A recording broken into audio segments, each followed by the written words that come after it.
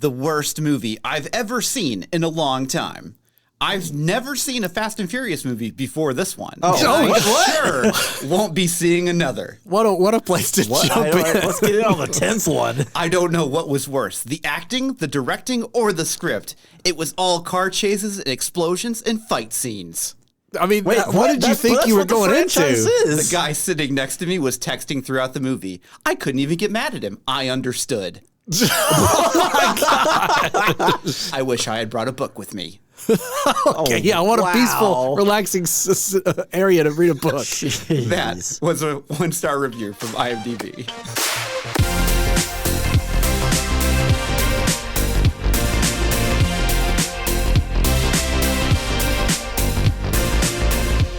Hello there, and welcome to Spoilers Intent, the podcast about series and films. I'm your host, Andrew, joined as always by Ryan. I'm gonna go fast. And Steven. And I'm gonna go furious. Oh, no.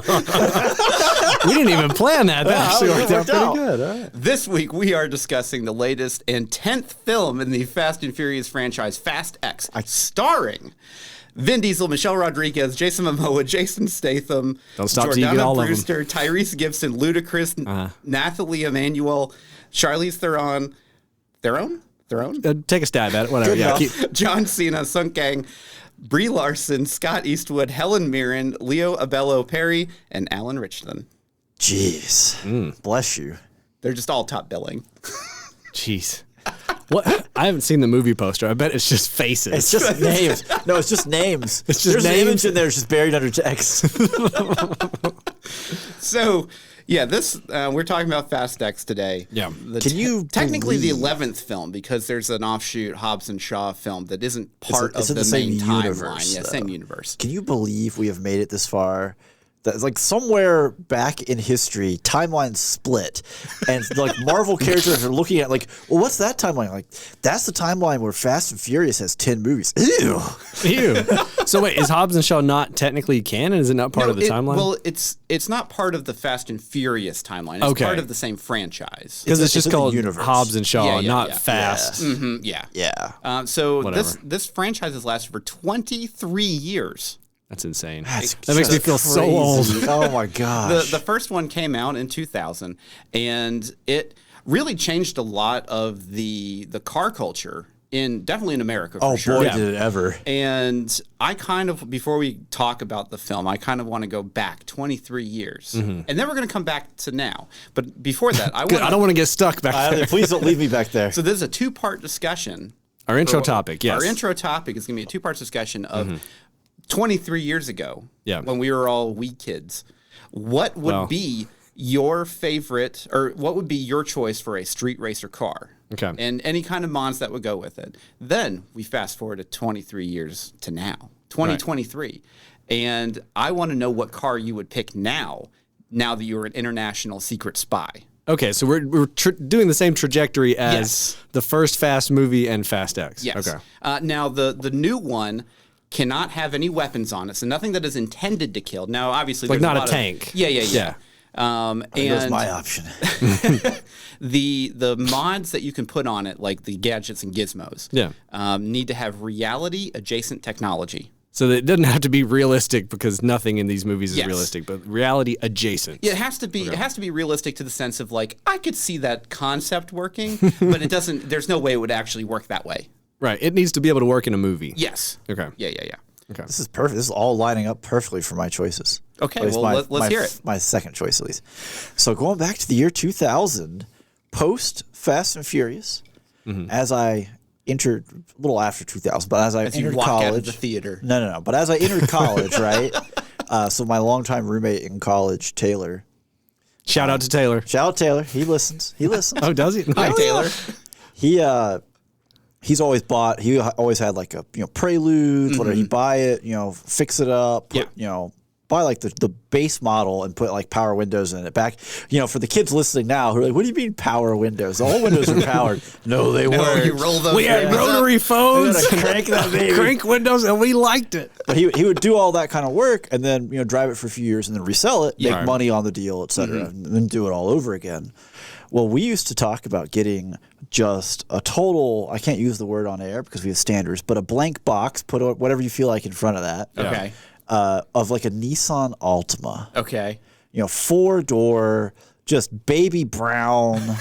The worst possible looking car that exists, and besides a Neo Geo. Right, yeah. If you went out and you dug around, on like car forums, because of course this was all exploding around this time. Yeah. Right. You could find people who are doing conversions where they are taking, I think, I'm going to be wrong here, and Andrew, feel free to correct me, but basically the engine from a Skyline. Okay. And dropping it into this.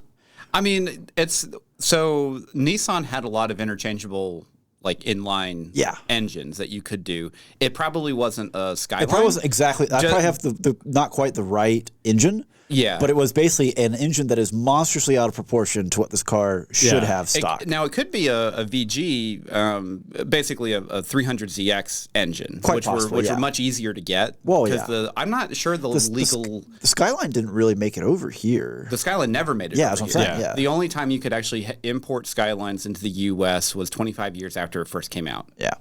Once it became a vintage car. Yes. So...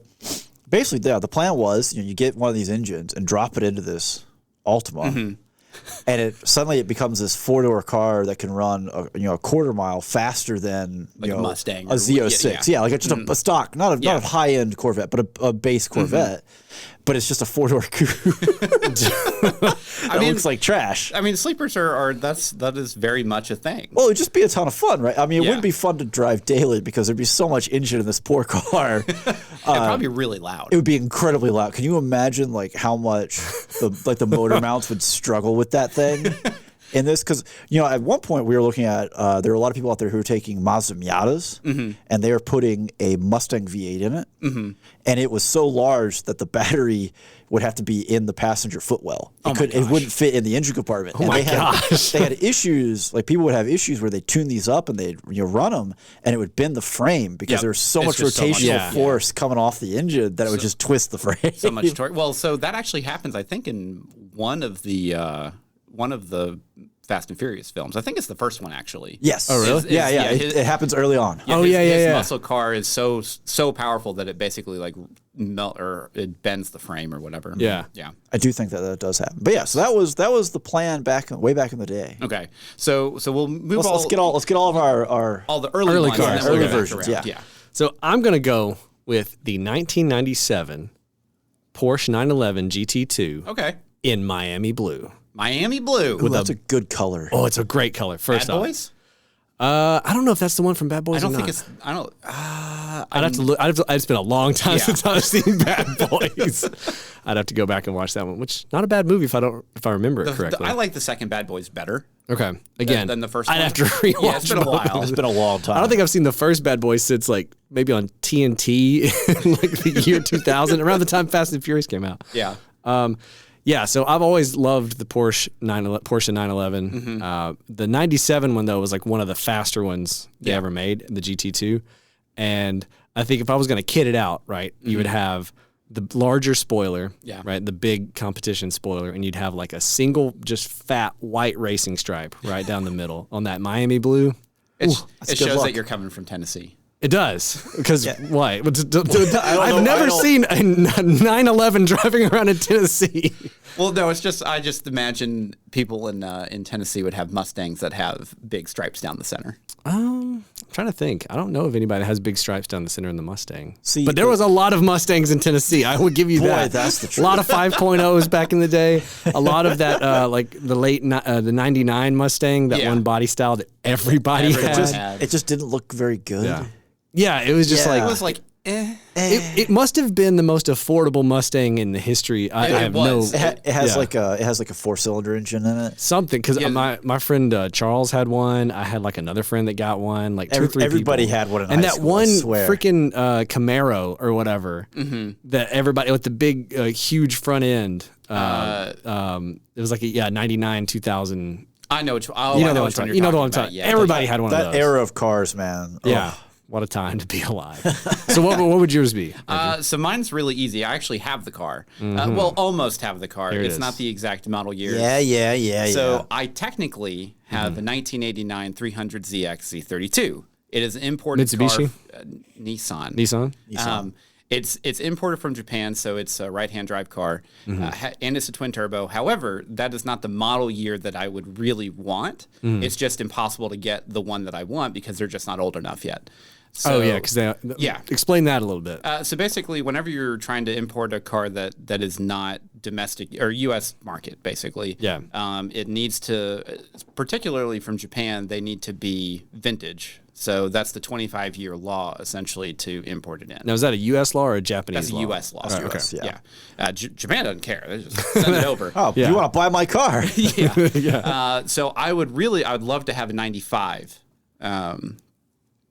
A 95 300ZX. I got distracted for a second. Why the 95 specifically? It's just the best version of kind of everything that comes with the car. The technology. The technology and is there. The specifications where like the. Yeah, you get a little bit. You just get a little bit more bells and whistles with the car. But yeah, twin turbo for sure. The biggest thing with the 300ZX is it's actually a really heavy car, so it's not like a drifting car. Right. You can drift in it, but it's really like a Grand Cruiser, or Grand Tour, excuse me, like a Corvette. Yeah. So like that was their direct competition that they were trying to beat, and they did a fantastic job at it. Yeah. The issue with a lot of the earlier models, mine in particular, is they put so much technology in it to try and compete. There's a lot of electrical issues that you can run into with the car. A lot of things to go wrong. Yes. Oh, like as it gets older? Yeah, just as it gets older, it's just electrical components kind of go out. There's a couple like steering gimmicks in it that they finally got figured out by 95. Right. But I mean it's a fantastic car. And it's not like you can blast new firmware into a 80s car. Not really. Yeah. Yeah. Like, so mine is like the 1990s body style. It's just an 89 because that was basically the year it was made, like actually manufactured on the line. But it was the model year for the 90s. So it was like basically first off the line, essentially. Yeah. Yeah. Cool. It's a great car though. And I've taken very good care of it. Yes, you have. Yeah. It looks great. I try. So I got to jump in here because you said a word. I did say a word. said several. You said a word. So honorable mention, and this car could fit for either category. Okay. Right. Oh boy. So the 1972 Chevy Corvette Stingray. Ooh, yeah. C3 that Chris Tucker drives in Rush Hour. Yep. Yeah. That car could qualify for either of my categories because if I just had that car, I'd just be happy. Yeah. The black exterior, the red leather. Mm-hmm. Oh man, that's a good looking car. It's a fantastic car. Oh, the Stingray is like the best looking Corvette. My uncle had one that was like slate gray. It was like a early 70s Stingray with like just the shape of that car. Oh, yeah. I don't know what happened to that car. So he doesn't still have aggressive. it, which is unfortunate. So if I'm going with fictional cars for my next for the step up, the Stingray is what reminds me a lot of one of my favorite fictional cars of all time, the Mach 5 from Speed Racer. From Speed Racer. Yeah, it has those big. It's got the big wheel wells. Wheel wells, and you have a bunch of fun little gadgets and stuff like the jump jacks that can. Is that your current car? Is that your dream? I would love it to be my. So you're going car. with the Mach 5. I love the Mach 5. Hey, that's valid. And we don't have to do like fictional cars. It can be a normal car and you just put a bunch of stuff on it. Yeah. But I'm going to make something up wholesale. Get ready. But yeah, like so the Mach 5 is just probably one of my all-time, like if I just like completely just do whatever I want with money, I would just go and like buy one of the ones that you can, like it's a kit that you can build. You basically buy a core car, take everything off, then put a fiberglass body on top of it. Yeah. I'd love to do that. And you put the little jumping jacks on it so it goes the drit sound. Well, and the thing that I love about the Mach 5 is you do have some defensive weapons because you have the like the oil. You have like the oil slick. You have the bulletproof glass, which is really nice. You can go underwater. You have the little tire treads that can climb mountains. Oh yeah. Then you also have the big buzz saws in the front to when trees as you're trying to go. When you're driving through the forest and you got to cut some trees down real fast. Well, and now drone technology is so good. You could have a working drone because he uses a little remote control one. Oh yeah. It's like a little bird or something. Yeah, it's a little off bird. the front. Yeah. I would love to have a Mach 5. So your choice is the Mach 5. Well, I mean, if we're opening this up to fictional, then let's just go with the Turtles van. And we shoot pizzas out the front. And it's reality adjacent, not very effective. Well, I don't know. I mean, I guess it hits a windshield. They can't see out of it. Blind Yeah. windshield, and they don't know what's going on. Yeah, no, that is definitely not my actual. If I had to choose a real car, it'd be a Lotus Esprit. I'd love to have a wet Nelly from Spy Who Loved Me. Oh, yeah. Okay. A wet Nelly, like, is this like a hazing thing in middle school? Yeah, you can't put that big of a pause after saying the words wet Nelly and not follow it up. I actually can't pick that one, though, because it has torpedoes. So that's an actual weapon. Disqualified by your own rules. Hoist by your own petard. It's like surface-to-air missiles. It does. Yeah. It also has mines. Yeah. Yeah. It's a very... If anything makes it explode, it's got tons of explosives already on it. It's going to go up like... Yeah, gosh. Yeah. All right, what are you guys? All right, so since we're on the subject, I also have chosen a Bond car. Aston Martin. V12 Vanquish. Ooh. So this is Casino Royale.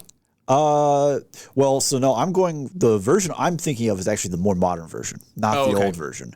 I just hear Vanquish, and that's the first thing I think. Yeah, so this version of the Vanquish was actually the Die Another Day car. Oh, okay. Die another It's a terrible movie. It's a great looking car, though. But it is a good looking car. You got the Stinger missiles on the top. Yeah, you can't have those in this exercise, but you could have. You leave those back in the garage. For you could have the active camouflage. Yeah, that's close enough. I think you can get away with that. I know we've talked about in another episode about like movies that jump the shark, and everyone always gets hung up on the camo car. And I thought it's fantastic. Pretty close to. That's not that big a leap forward. No, it's really not. But it also has the same kind of like ice spikes for driving. It's got all those kind of gadgets the caltrops. Yeah, but mostly it's a good looking, big beefy car. Yeah, like it is. Again, this is not the kind of car where you're like, we're gonna go drifting. It does not weigh that little at all. So we actually got, when this is way back one summer, we were out in Utah going up to the Tetons. And because we're cheap, we flew into Salt Lake, rented a rental van, drove all that. About to say, rented a Vanquish to go. No. So the thing is, while going through like the mountains outside Salt Lake, we got passed by a Vanquish. And when I say passed, I mean it went whoop, and like it was a very straight road. You could see it, and you could tell that this thing is gone forever. It's just didn't even see us, and we were going 85 miles an hour in this You're just van. like a little speed bump on the way. Yeah, boom. And it was funny. We were talking about what the car was, and one of the other guys in the car was like, "Oh, we should catch up to it." And everybody else in the car looked at him. How are we gonna catch up to that? Like, do it, coward. Gone. Ryan. All right, I'll jump in. Yeah. Okay, follow me on this journey. All right. So one of my favorite cars from the Fast franchise is the ramp car from 5. Oh, the ramp cars. Owen really cool. Shaw. So in Grand Theft Auto 5, the You mean 6? That's 6. Yeah, 6. Yeah. Sorry, yeah. GTA 5, they come out with a car exactly like the ramp car. Oh, dude. And I bought it day one. I had tons of money because we've been doing heist or whatever. And my guilty pleasure from the moment they released that car till like a week or two ago is like till current, is I'll sometimes just log on GTA, and get it out, and just drive down the highway, just boost, boot, just launching things. It's a lot of fun. So taking that idea of like what's kind of a crazy, car idea, I started to think of like, okay, if I'm coming up with like a spy car, what can I do? So are you familiar with monster trucks? I mean, yes. Do you know how they work where the front axles and the rear can go in different directions? Yeah. Yes. Okay. So they have pedals inside there so that the front 2 tires could go right and the back 2 tires can go left. That's why they can do turn. like the side wheelies. The side wheelies and the spins, right? Yeah. Okay. So imagine a jet ski. Okay. And you're pulling an inner tube behind it, okay? Because this is what we used to do on the lake as children, okay? You can turn at such a tight angle that the people on the inner tube are moving at, I would just say, dangerously fast speeds because of centripetal force, right? Yeah, you're whipping them. And so like a boat would have to, like, turn around. The jet ski's like, whop, whop, whop, whop, it's going super fast. So imagine a car, like a muscle car, that has a single seat in the back with like a grappling hook launcher, right? Okay. And the suspension is like a monster truck. So you could hook something and then start spinning it and just toss it and toss it and toss it and toss it and toss it and go faster, and then just release it and then go grab something That'd else. be awesome. Wow. Yeah, that's my idea for the kind of car I would want. I haven't come up with a name for it yet, so hit us up on social and let me know what I should call It's that the car. Sling Blade car. It's called French Fried Tater after the movie Sling Blade. Yeah, Wow. that's my idea. All right. I think that's reality adjacent. Yeah, no, close enough. It's close enough. Okay. Yeah. So I will say, you brought more physics into consideration here than Fast and Furious has for the last 7 movies. Probably. Yeah. Yeah. Okay. Yeah. So let's talk about Fast X. Okay. The 10th/11th film in the franchise. Yeah. And so this was directed by Louis Leterrier. Leterrier? I'm not sure. Sure. I tried searching like with Google by saying it like really French, like Louis Leterrier, and it gave me nothing. And I said Louis Leterrier, and it came back fine. So I don't know how he actually pronounces it, but Google answers to the latter. Screenplay was done by Dan Mezau. Bless you. Justin Lin, who was initially supposed to be the original director for this film, and then it just didn't end up happening. Yeah. It's produced by Vin Diesel, Justin Lin, a bunch of other people. Had a budget of $340 million. Whoa, Holy doctor. cow, what? Yes. How much of that is salaries? It's a lot of people in this film. Yeah. Are we sure that that's not the budget for part 1 and part 2 of this film? No, it's just this film. Just this film. That is a ton of money. Yeah. That's not far short of what they spent on Avatar 2. Yeah. It's and not that too had far, yeah. blue people in water. Well, now, okay, now Oh hold on. my We're gosh. scoffing at this number here. I'm not scoffing. I'm in I'm taking it back. disbelief. This movie has technically not made its money back yet. However, from the time of recording, which is just basically the week after, the first opening weekend. opening weekend, Yeah. it has a total global box office of $349 million. So, I mean, it's off to the races. Domestic was $78 million, Man, this is and- all international. and international was $271 million. I wonder if that's China or India or both. I don't know, but I was actually really surprised at that number. Like that was way higher than I was especially with expecting it the to be. international outweighing the domestic by that much. Usually at the start they kind of run even, and then domestic peters off and international keeps going. So domestic was only 22% of the total revenue take Yeah. for the whole weekend. Wow. Like that's crazy. I wonder what that compares to like 9 and 8, which I guess 9 and 8 had kind of like COVID stuff going against it. Yeah, potentially. I didn't look that up. If Steven, you want to do that? Yeah, while we I could talk. do a little digging.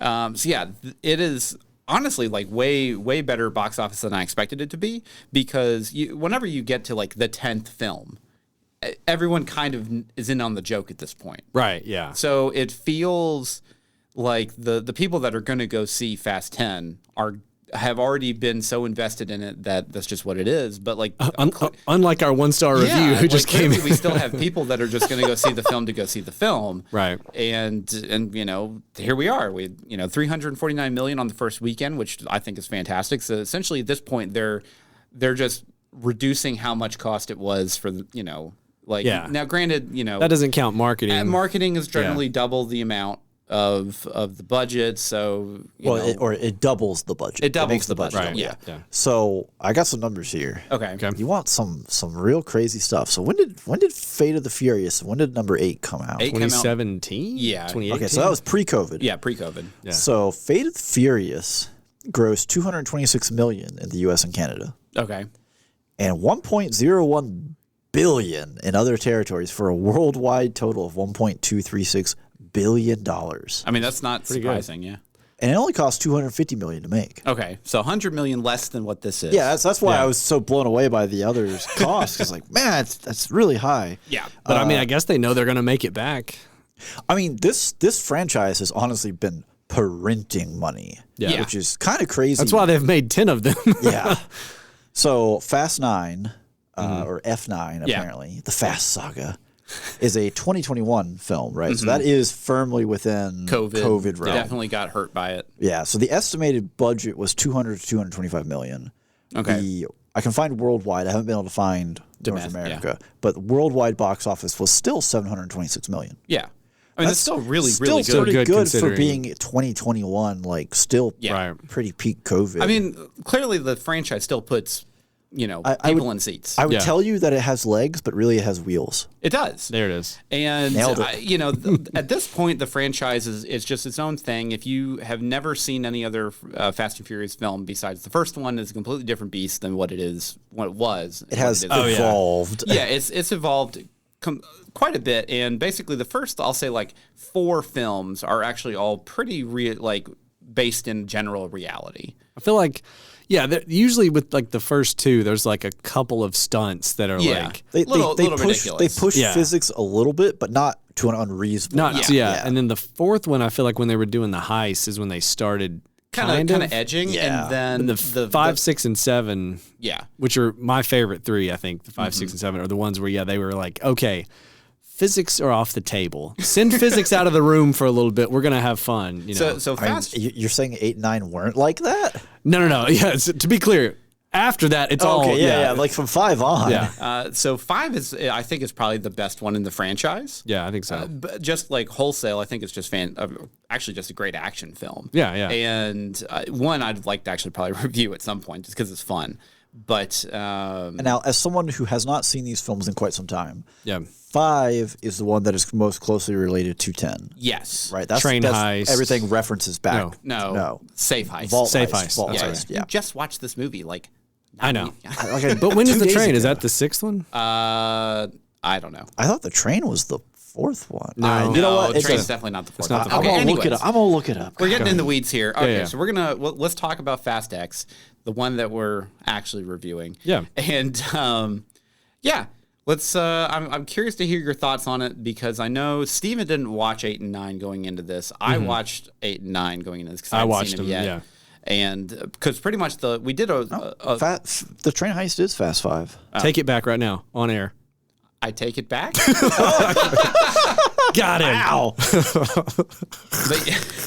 But yeah, so like I remember, we did a rewatch all the way up to 7, Yeah. which is when Paul Walker passed away halfway Right. through production.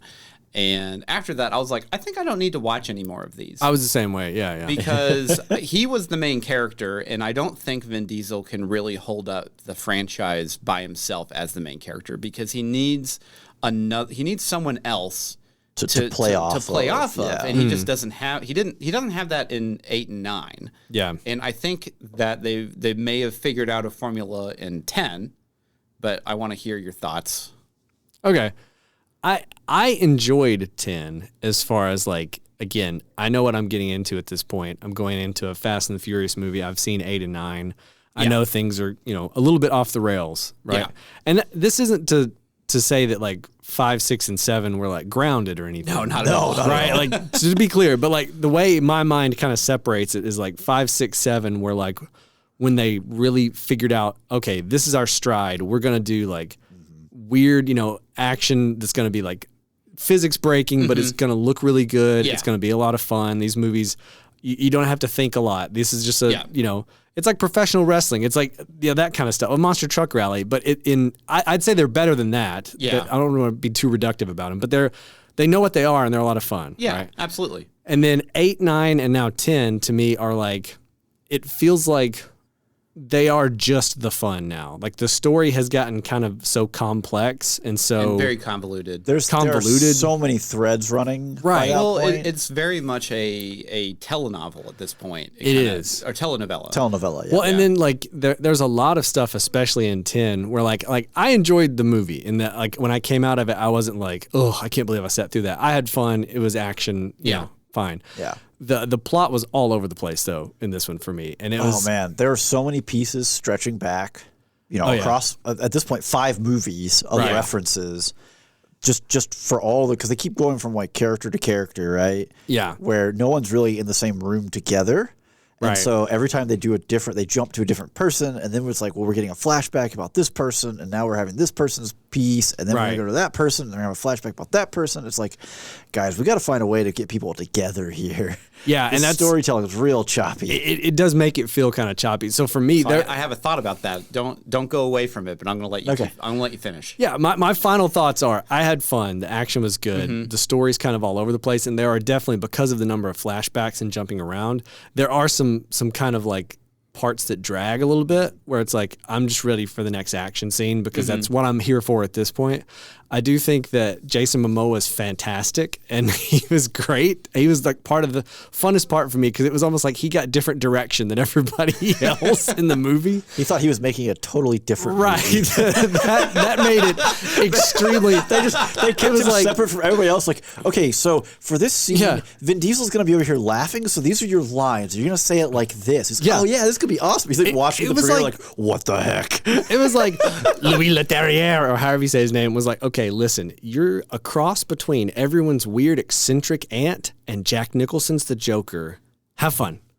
Yeah. And that's every scene, no lines, just have fun. And he just got out there and went nuts. So that part was a lot of fun. I liked that.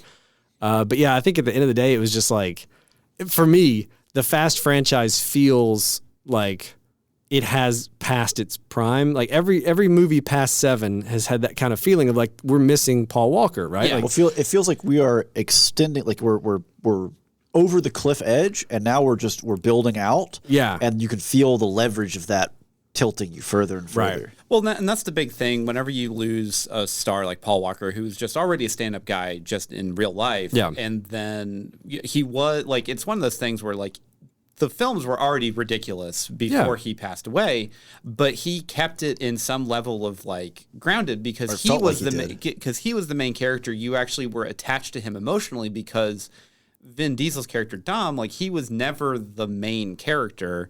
It was always Paul Walker's story, and he's just tertiary with everything else. Mm-hmm. And you have obviously all the secondary characters and everything that get brought in, but it was really Paul Walker's thing. I mean, I would go so far as to say Vin Diesel was the second of two characters. I mean, like they were a duo. He's still the main character. He's the main character, the next step down from Walker. But ultimately, the way most of the stories were told, most of the emotional involvement was from Walker's perspective, and that's just got to make him the main character. Yeah, and that's the big thing is because you had emotional investment with him like becoming a new dad and all these other kind of plot points. I just give it all away. Like, gosh, that was in like 7. This was so many years ago. It's like funny. It's fine. I'm just messing with you. But yeah, so. I actually liked this film quite a bit for what it is. I mean, like it was very silly, and there was okay.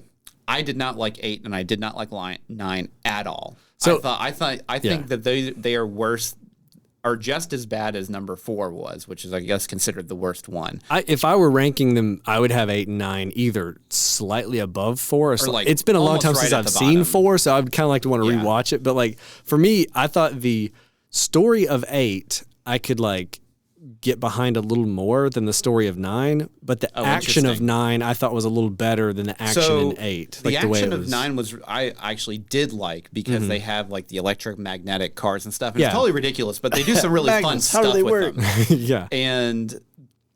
But with this, like but I don't think those were very like fun films at all because it was just too ridiculous. It was Where this one, I actually liked that they split everyone up because it gives you a little bit new dynamic for a lot of the characters because they're not used to that. It does. Especially Dom's Vin Diesel character where you actually get a little bit more emotion out of him because you can actually see that he's scared in moments because he doesn't have the backup. He's scared that his son's going to, get killed or whatever. Yeah. And you actually do have a little bit more of an emotional core with the film, which 8 and 9 were really missing just because of the vacuum that Paul Walker left. Yeah. So I would like if I was going to rank them just from 5 to now, 5 is still the best, then 7, then probably this one, and then 6, and then like 8 and 9 are down there.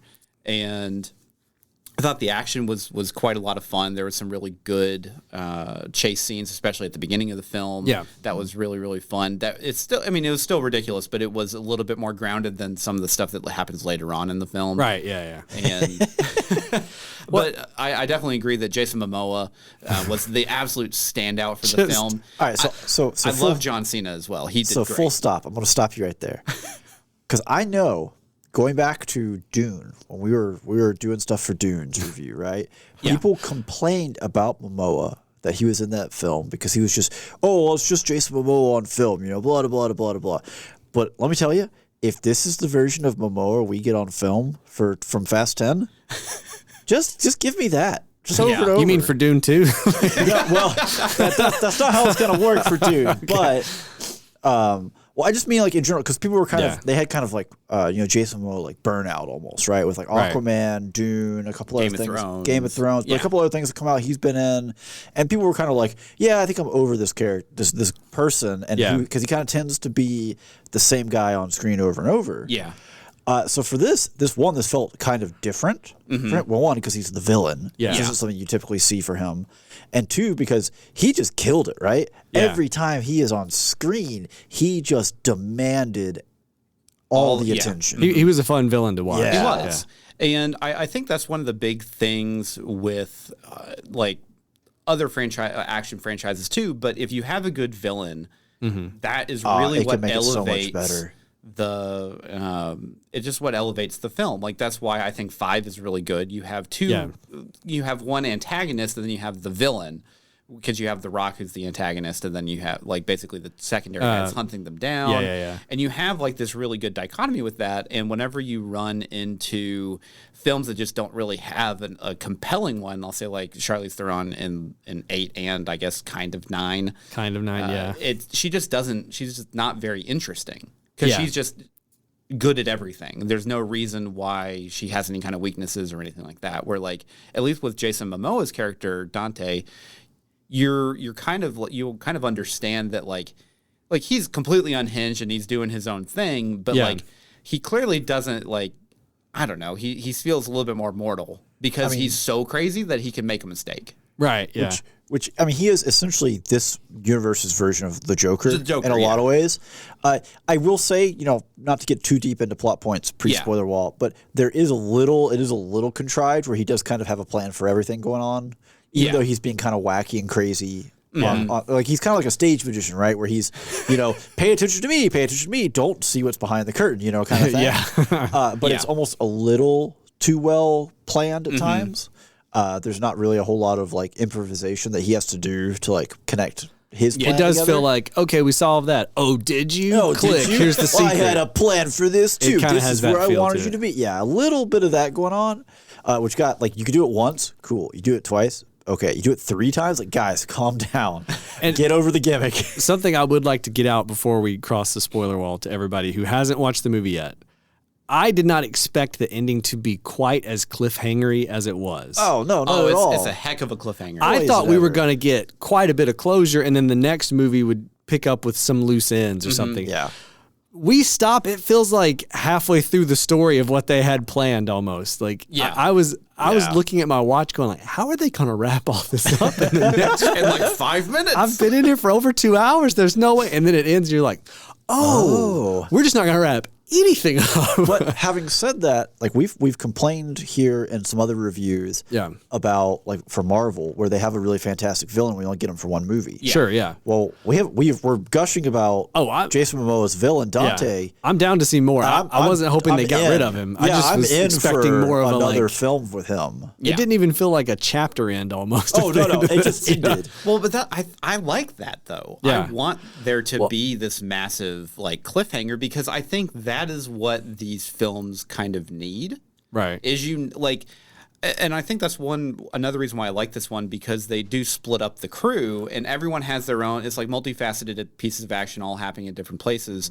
And you have just a different formula than what we're used to seeing. Yeah, definitely. And it really kind of changes up and it mixes up some of the different tropes that they've already run into and are to a degree at this point kind of rehashing. There's still some stuff that gets kind of rehashed. Oh, 100%. Yeah. But I'm not saying this is like a master cinematic art. It's just they saw that they're 10 movies in, they're like, we need to change it up a little bit. And I'm just saying that because I just want people to watch it to understand, like, it's going to be a cliffhanger. Don't go into it like I was and be like, what? Yeah, like I didn't even realize, I had somehow blocked out of my mind that there's going to be a second part to the movie. Yeah. And so then when it ended, I was like, that's credits. What? What? We didn't really hear exactly what you thought of the film, Steven. Well, I mean, I did say a lot about our villain, Dante. Yeah. I thought that was great. John Cena as well, I think, was I big... thought he did a really good job at helping break up the pacing of the film. And he helped a lot because he's just kind of a fun character, especially given that, who he ends up paired off with in the great split, right?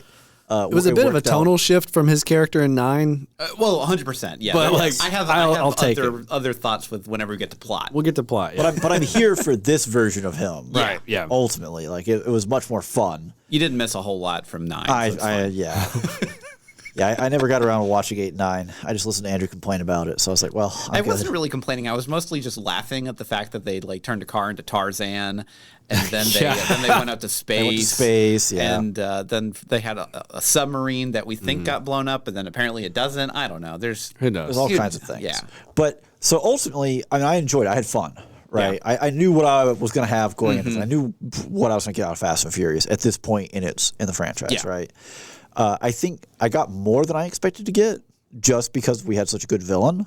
And, they had a lot of callbacks to stuff, both in terms of like, well, this in a movie and a flashback, but also like we're doing this again kind of things, which I actually kind of liked. I think splitting up the crew is the right call.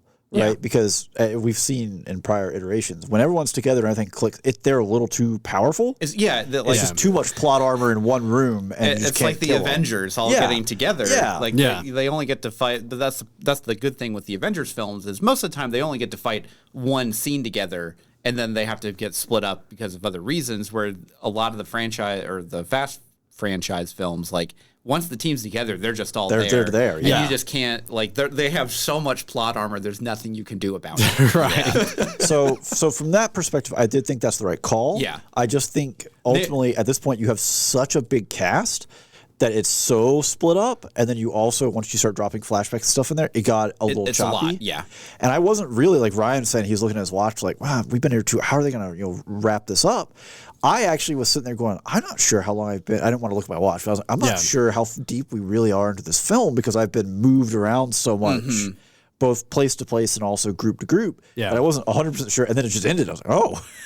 Because I was kind of like, well, this kind of feels like, the climax, the end of the film coming up here. I was like, well, how are they going to wrap this up? Well, it looks like people maybe are getting back together. Okay, well, we're going to wrap. No, it's just, okay, the film just ended. Oh. Yep. Yeah. Okay.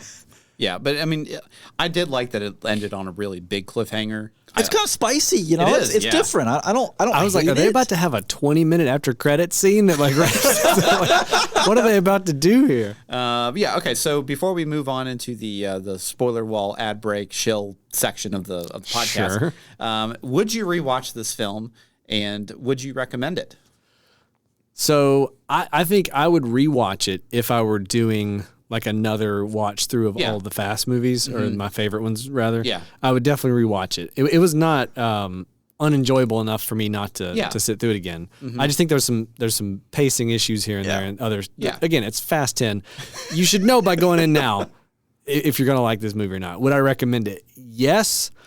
I think I would recommend it to people who have watched all the movies and people who haven't. Like, I think if you just want a fun action movie, you could probably sit in this film having not seen hardly any of them. I think that if you're even get something out of it. Remotely familiar with, like, if you've seen like Fast 5, 6, and 7, and then you stopped watching from there, you honestly could probably skip 8 and 9, and you're not going to miss out too much. Basically enough material in the flashbacks to where you can have an idea without, again, as someone who didn't watch 8 and 9, right? Yeah. To have an idea of what's going on. I think for me on a rewatch, depends on how long it's going to be before Fast X Part 2 comes out. Yeah. I think they said 2025. So it may be that before that hits, maybe I'll rewatch this just to kind of I'll probably rewatch it again before the new one comes out. Yeah. Now I'm going to steal a theory that's run around on Reddit a little bit, but also this is from a listener as well. So I'm ready for them to do Fast X, Fast Double X, and then cap it off with Fast Triple X. And then Vin Diesel's character Triple X. Triple X, yeah, where actually Xander Cage. And all of this took place before Triple X. These were all a prequel to the Triple X movies. Man, it's been so long since I've seen any of the Triple X films. I'm pretty sure I watched them the one time in theater. I don't think I saw the second one. I think I just saw the first one. I vaguely remember him like jumping off of a cliff, or I don't know. Yeah, I kind of remember that. Yeah.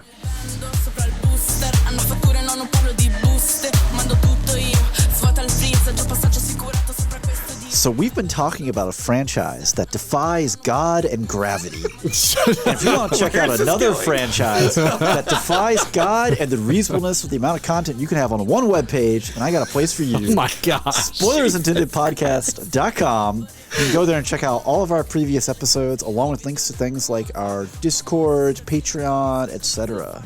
Yeah. How does our Discord defy God and gravity, Andrew?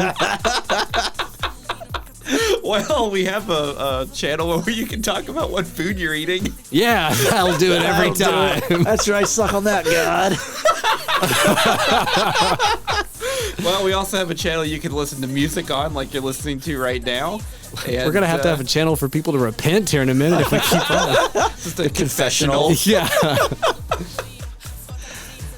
Yeah, we got a lot of stuff on the Discord. You should hop in there and talk to us. I'll take over. Andrew's KO'd over here. Yeah, we talk about things in the episodes and some things that aren't, like hobbies and what we're watching, that kind of stuff. And if you're not following us on social, you should. We have 2 social accounts, one on Facebook, one on Instagram. That's it. End of list. Check us out, though. We like to post once a week what we're going to watch the next week, so you can watch along with us and be caught up, so that by the time the episode drops, you've seen it too.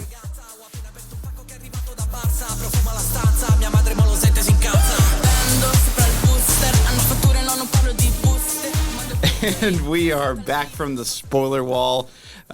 Steven just completely destroyed me there. You are welcome. I told you I had a good one for that. That was perfect. Wow.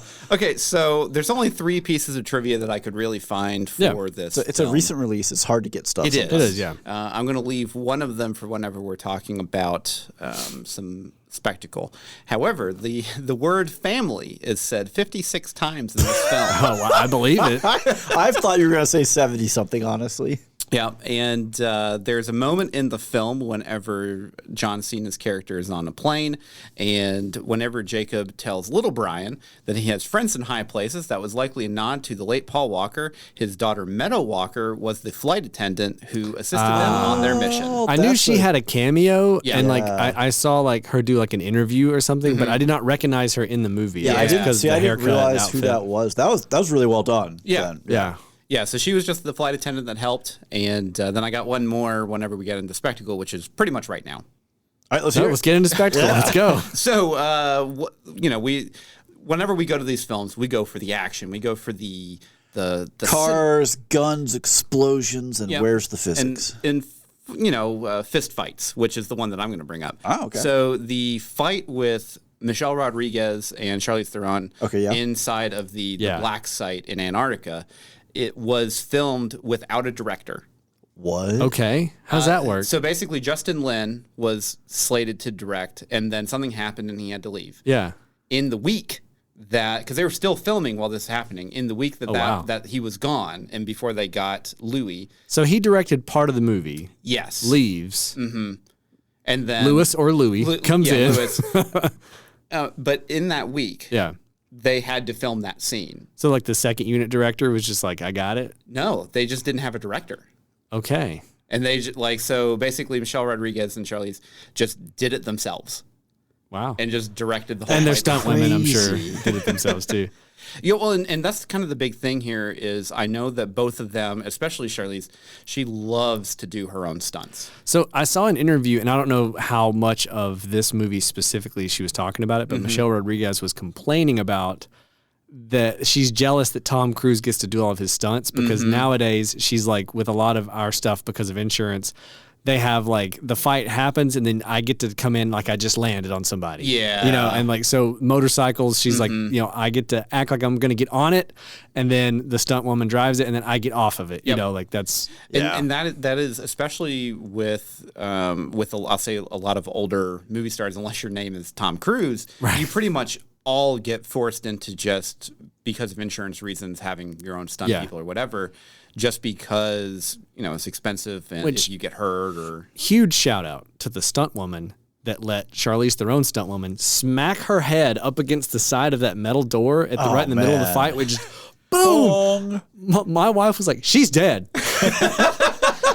This lady's dead. I was like, that looked painful. Yeah, that fight specifically, like in the black site, is really brutal. Yeah, for not having a director, that was one of my favorite was parts of the really movie. good. That might have been why it was so brutal. Maybe. 'Cause there wasn't anyone No saying, one's there "Hey, dialing whoa, them whoa." back. We can't do that. The stuntmen are like crazy. actually getting mad at each other. But It's off the rails. You have Charlize and Michelle Rodriguez standing off to the side, egging them all like, fight, Yeah. yeah, Will no one stop this? And the director's chair is just empty. I really liked the opening chase through Rome. Yeah. And, like with the ball bomb or whatever. It's kind of silly. It's such a cool idea, though. but the the whole time when he's trying to like when Dom is trying to like redirect it and like stop it and move it, all I could think was like, he's just playing Rocket League. He is, yeah. Just take a better angle, bro. Come on. maybe he saw that. He's like, you know what we should do? We should do Rocket League in the Fast movies. in near the Vatican. It would have been crazy if they'd had him like go up into the air to meet it, to, like hit it down or something. We're like, what physics? That's is when you this? get into car food. That's Yeah. getting Yeah. into speed racer realm. Carfu. So something that isn't necessarily a ding to the spectacle, but more of just like my personal preference was Yeah. like, I think that opening action scene with the bomb might be my favorite action scene in the movie. It had a lot of really good moments to it. It did. It And so feels everyone maybe a after that little long. felt not as good to me. So it Yeah. felt like the climax of the film wasn't to me as good as that opening.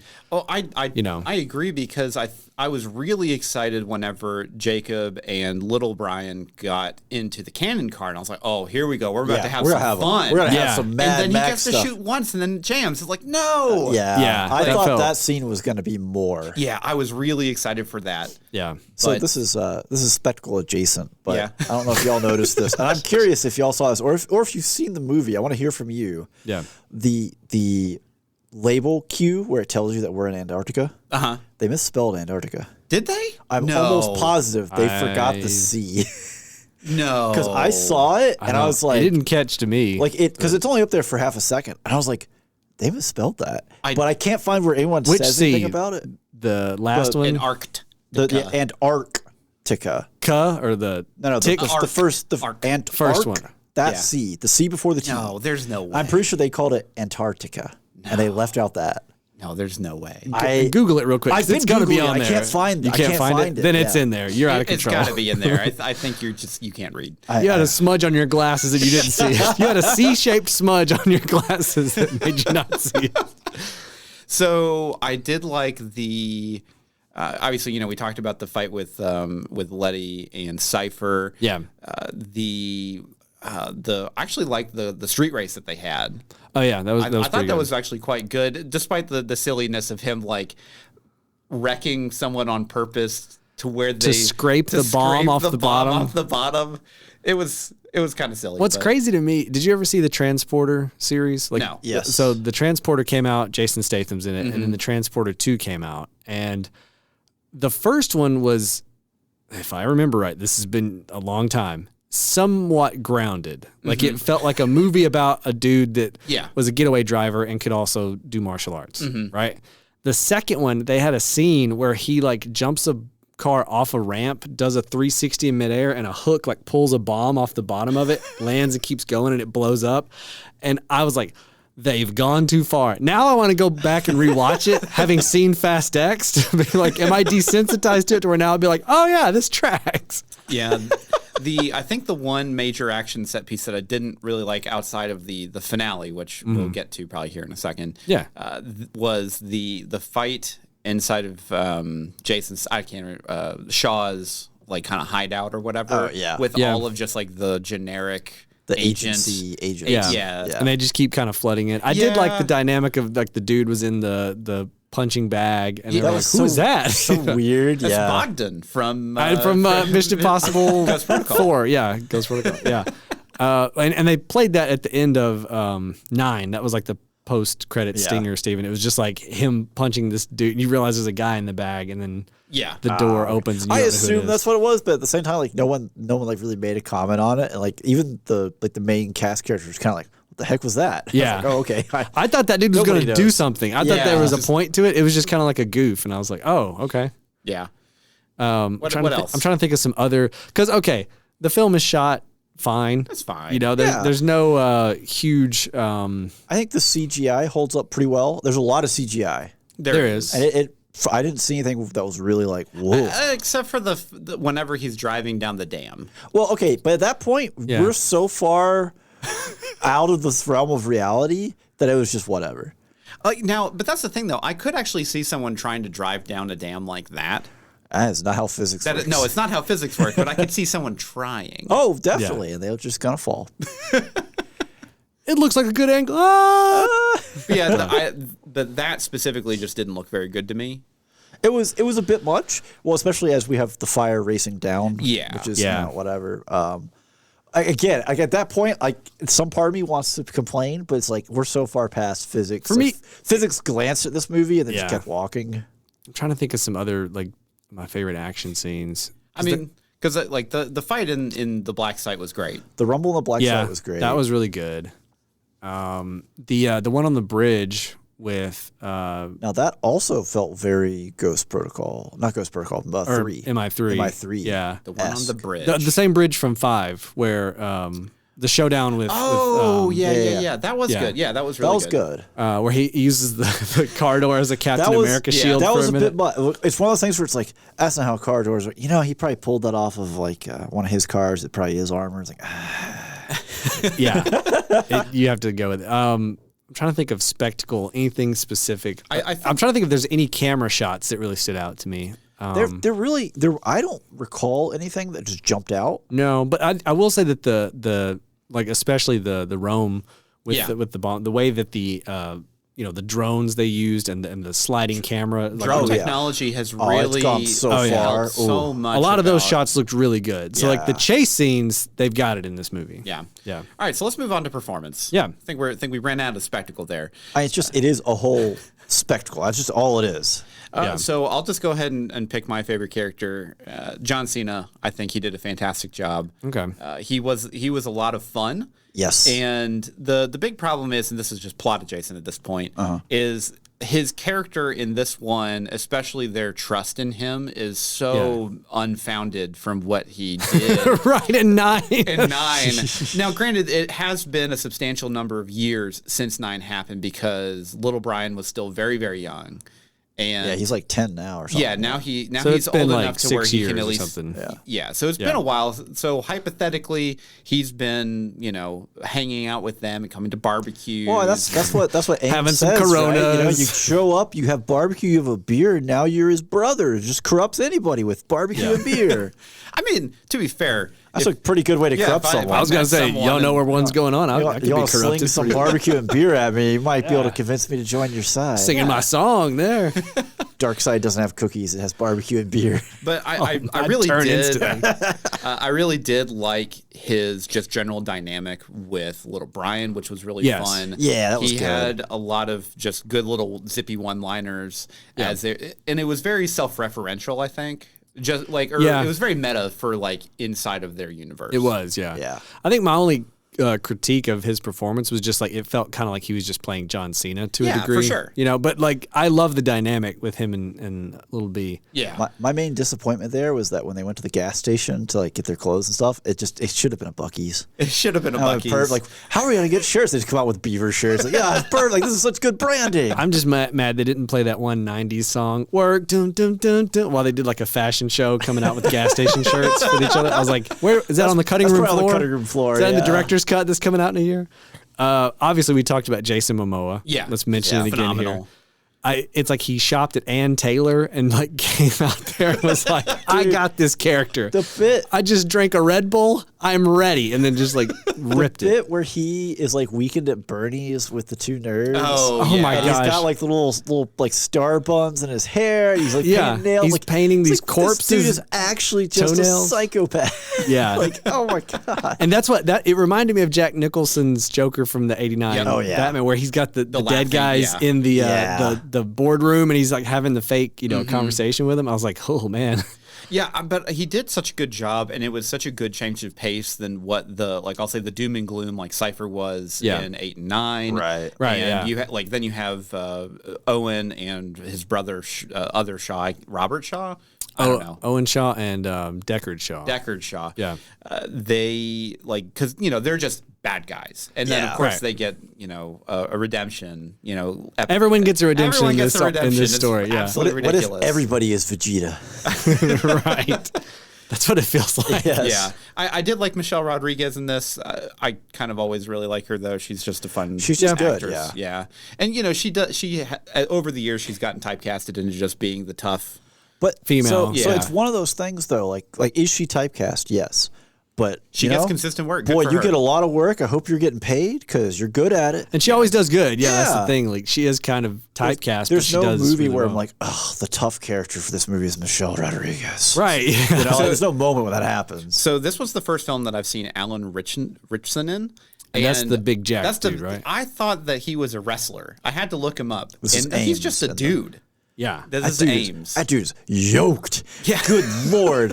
Like, Guy is huge. His arms, like his shoulders come out in a way that like it just He's I like don't Brawley know. from Dragon Ball Z. Yeah, or it's like Ryan, help me out here, Marvel artist from the 90s. Rob Liefeld. Yeah, it's like Rob Yeah. Liefeld drew him. I He don't know. just draws- You've seen Rob Liefeld art. It's like Is that Captain the Captain America with like the chest? chest is so Yeah, far with out. the chest that just and like sticks out. he has like a like a 50-inch chest and then all the pouches and pockets. Yeah. Yeah, that's his art. And he doesn't like to draw feet. That's He Rob really Liefeld. doesn't like feet. Yeah. So I'll definitely say I did not. I think maybe the further I get along in every film that I've seen Brie Larson in, I think I like her less and less. Okay, so I'll say this about her in this movie. I don't feel like she had a ton to She didn't have a lot do. to. Yeah. And she felt slightly miscast. She felt like they cast her because she's Brie Larson, not because she works for this character. Because I've seen her in other stuff. Like obviously, I loved her in Scott Pilgrim back in the day. See, I've never seen that. sure. Oh my gosh, one of my favorite movies of all time. How have you not seen Scott Pilgrim? It's fantastic. Now we have to review it. The schedule, the holy schedule. she's really good in that, but it's like a comedy. Yeah. And then as Captain Marvel, she's kind of like plain. I've seen her in like in some serious dramas, and she Yeah. does good. So it's like I think there's just a weird balance you have It's to possible do. I just haven't seen her in anything else but the Marvel films, and in the Marvel That's films, not she's a- never really given enough to She's work not, with. doing a whole lot of See, those. my thing, and I didn't want to like start out with this. Yeah. Because like I've only seen her in not like her own film, like the Captain Marvel Yeah. or whatever. I've only seen her like when she was in like Endgame, Infinity yeah. War or whatever.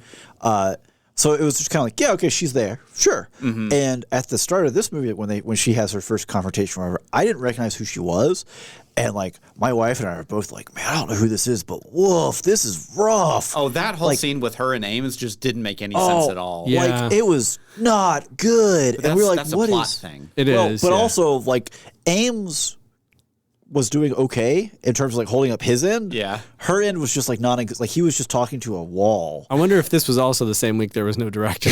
Maybe so, but like I didn't recognize who it was until they were on the bridge, and then I realized, oh, that character's Brie Larson. And I was like, boy, this is rough. And then she gets shot in the shoulder, and then she's like, I can't move. Yeah, I know. It's like these other people got hit by entire cars and they're fine. So Alan Ritchson, the first time I saw him was in a comedy TV show called Blue Mountain State, if you're familiar with it. That's what it is. Okay, It is a it's basically a Varsity Blues. it's knockoff well of kind of thing. yeah. It's like a fake, like bottom tier, Yeah. football team, and he's like the just ultra dumb jock, but he's nowhere near as jacked as he is in this movie. So I knew he was the Jack Reacher, the new Reacher on Amazon so I've Prime. seen him in that show. Like I've seen clips of him and stuff. And even then, he is not. I don't know if it was just like they like pulled him off to the side and were like, I need 20 reps of 200 pounds on the bench press and a couple 50-pound curls, then get back out, get that shirt back on and get back out there or what? This dude was huge. Like when they're Gimundo. when they're in the That's a the beefy favela- boy, as they'd say. yeah, like when they were in the favelas in Rio, Mm-hmm. right? This is sort of performance, but also mostly plot related because it's like of all the people that a gang would pick on, that's not who they would pick. No, Nobody yeah. looks at that dude and be like, yeah, I could take that watch right off his wrist. In Like, this dude, universe, you can't even they get do. your hand around his wrist. Yeah, no, kidding. I want to see this guy and The Rock in the next movie do the Arnold it's- Schwarzenegger oh, yeah. Predator, It's definitely and gonna Carl happen. Weathers handshake. Or either that or like an actual like they're going to throw down. no, I want them to be both in a car, and one of them is in a right-hand drive car, and they can arm wrestle while they're driving with their cars and their arms. Yeah. Yeah. So he played apparently Raphael in both the Michael Bay Ninja Turtles movies where they have the creepy noses. Oh, Interesting. No, the creepy noses. You mean The they didn't creepy have noses. noses? Okay, I saw the first one of that. It wasn't that bad. Oh, really? I never watched Yeah. them. The trailer horrified me. The designs are not the greatest. It However, horrified the film me. itself was fine. Okay. He played Raphael in that. So behind the scenes doing the mocap, he was probably swole. He was massive. They were like, dude, we need you to like stop flexing so that you don't extend beyond the border of Raphael's shell. He's like, I'm not flexing right now. Oh crap. So I thought like Ludacris and Tay Tyrese. Diggs did, They did their thing. Yeah, Tyrese did really Tyrese good. Gibson. Tyrese, did really good as Tej and Roman. Yeah, I mean, they always bring exactly what you think they're going to bring. Yeah. I did like their little moment that they had in the plane whenever, where was he's like, "Hey, nice. I know that I'm giving you a hard time, but I know that you're trying your best." That kind of stuff. I thought that was a great little moment. I mean, no, it wasn't even that. It was like he was, like, I'm not cut out for be a leader because this. Yeah. He's like, the things you're doing right now are exactly what a leader's supposed to do. And I was like, yeah, that was pretty heartfelt. I like that. yeah. yeah. I mean, because imposter syndrome's real for basically everyone. Everyone. And I mean, if anyone, I don't know if Roman really deserves imposter syndrome so much, he just deserves to not really be in charge of things. But, I mean, if nothing else, he had the plan to bail him out. But yeah, their interactions was good. The Pete Davidson cameo was what it was. Like, if I ever expected to go to like some skeevy black market underground, porn crappy store with old Pete Davidson's going to be there just in real life. That's basically what's going to be behind the counter. So like, it's a very accurate casting. I'll give him that. Yeah. Yeah, I'm trying to look. There was one more person I want. Oh, so I feel that the Fast movies just don't really know what to do with Han as a character. They don't. Really don't. And Sung Kang is so wasted on these films Yeah. because he's a great actor. I've only seen him in these films. So what else has he been in? Let me look it up. I can look it up real quick. Well, Keep talking. one of y'all pick that up and one of you keep talking. I don't know. So I'll talk about it. You look it Okay, up. sure. Okay, so for me, the problem I have with the character of Han in these movies is that they have bent over backwards to make continuity work so that this guy could be part of 4, 5, 6. Was he in 7? I don't think he was in seven. So I'm not to positive. be Either way, like a part of the 'cause prequel, he comes back in 8. he comes back in 8, and again, it's like the least dramatic like twist ever. It's like it's obviously Han, and then they make this big like da-da, and they show his face, and you're like, yeah, you've hinted at it so we know much it's throughout him. this movie that we knew. They've done all this for him for this one character, and then they've done little to nothing with him. With the character, yeah. Like he hasn't. I mean, I guess he dated Giselle, the character played by Gal Gadot, and Right. then he loses her. There's that angle, but they don't really explore that. It just kind of happens. You know what I mean? And then in this movie, they make a dating profile for him. Cool. In like the last movie in 9, that's when he has all of a sudden randomly an adopted daughter that we didn't know about. And you're like, okay, cool. But they don't really explore that.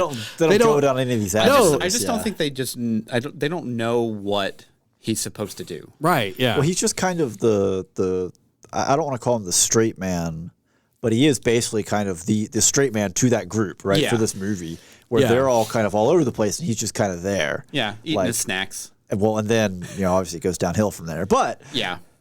what you got for us? Yeah, so he's in Live Free Die Hard. He was a listener and translator in Pearl Harbor, but that's not a good film. I'm not even gonna. Why would you even mention Pearl Harbor? Well, because that's just a movie that other people would be familiar with. But yeah, I mean, mostly he's just in all the Fast films. Okay. But I mean, he's in obviously a lot of other stuff. He's been in a lot of TV episodes and everything like that, from like The Shield to Monk to like he's got CSI good Miami. on-screen charisma. Yeah, and yeah. stuff. He has presence. Right? Yeah, but they just don't They just do don't enough utilize with him. him, yeah. They also don't like. I think the thing that they do a good job with some of them, like Tej, is like, okay, he's a hacker. right? Well, he's supposed Han's supposed to be the drifter, like the Right. The So let high-end the man driver. drift. Like Yeah. there should be some kind of scenario where it's like we could only get through this if we could drift through X. No one could drift through that. Hold on. Except- Skrr, and he yeah. goes through it, and it's like, oh, that's why we have Han on our crew. There's never a moment where you're like, that's why they have Han on the crew. Well, you know what I and mean? They also tend to have, especially in this movie, the way the groups break down, right? Everyone has someone to kind of play off of. Yeah. And he doesn't really have that. He's just kind of almost like the silent bystander to this other trio as they have their shenanigans. Yeah. In a lot of ways. So I was kind of hoping, obviously, maybe when we get into Fast XX, that we're gonna have Maybe we'll like get a little bit more. like Well, him especially now and, the Gal Jason. Gadot's. Well, we have him. We have Jason Statham, and then we could also have the Gal Gadot angle. Yeah. Maybe we'll get a little more there. Yeah. But for me, the standout here is still Jason Momoa. Yeah, for sure. Oh My yeah, for sure. God. What did y'all think about Vin Diesel in this movie? He's fine. I mean, He's fine. Actually, I'll say this: he emoted a lot more just because he didn't have anyone else to talk to for a lot of his scenes because a lot of them he's just having to deal with Jason Momoa, and Jason Momoa just talks at him, and that's basically it. So with that, well, you actually did get a pretty good little moment with him and I can't remember her name, his baby mama's sister. Oh yeah. yeah. Oh, what was her name? I'll try to look it up. Somebody There's looked it so up, many but characters. that in was- this. I love. There are so many characters. But that was actually quite a good moment with them inside her home. It was a nice, quiet little bit. Yeah. And you definitely get a lot more out of him with these compared to some of the other ones. Well, I think too now having like the kid angle. Her name was Isabel. Isabel, okay. The kid angle works well for him. Like the little bit at the start with him, kind of instructing his son on driving, and then also like. There's a little bit of him with John Cena that works pretty well. yeah, and you get a quick moment with him and his mom. Yeah, you get that too. Yeah. So there are little slices of interaction for him. But to me, I think, again, the thing was we had so many different groups and we kept bouncing from them that he almost felt, because whenever we were with him, we were also with Dante. Yeah. He felt like the window dressing of the scene while Jason Momoa jumped around and did his thing. Like it was kind of weird actually. Yeah. Yeah. So I want to jump back to the Isabel again real quick. Sure. So it's the sister of Dom's baby mama, right? Yeah. She's played by Daniela Melchior. Yeah. Melchior. I'm not 100% sure. Melchior. Yeah. She was in, the first time I saw her was in the Suicide Squad reboot that James Gunn did. And she was really good in that. She was also in Guardians 3. She was the alien that Peter Quill is trying to like seduce into really? to con into letting that's them. funny. Yeah, but she had a lot of makeup on, obviously. But she's really good. But the problem with her performance in this movie was more of a, I guess, a plot thing. Yeah. Is more of a like, I don't know that her character was necessarily justified in terms of like, we have so many characters on screen and so many moving parts that like there felt like there were a few characters in this movie that were put in here, almost like Brie Larson's character, that like it feels like an extra character that I'm not sure that the plot needed. Yeah. Like, because really You could have brought Helen Mirren in, Yeah. and had her be that confrontation. Yeah. And she would have killed it, right? Like just by default. So, but I will say for Isabella, she also felt a little too damsel-y. a little bit, yeah. Yeah, because there's a lot of saving going on in this.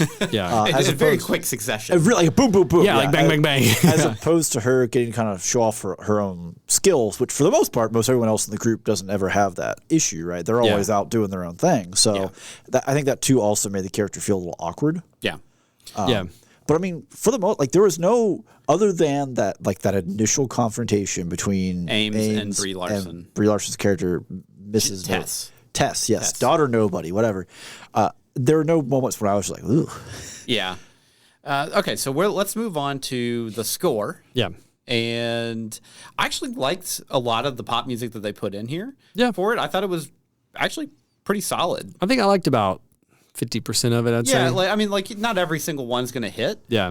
But Bondo hits. Yeah, Bondo. Yeah, there's definitely That's some what that we hit use for really for good. the ad read, in case you're wondering as a listener. Yeah, that one's really good. And then there's Sigue La Fiesta is the basically like the drone shots of like the big race that was meetup. good, yeah. That's a good one.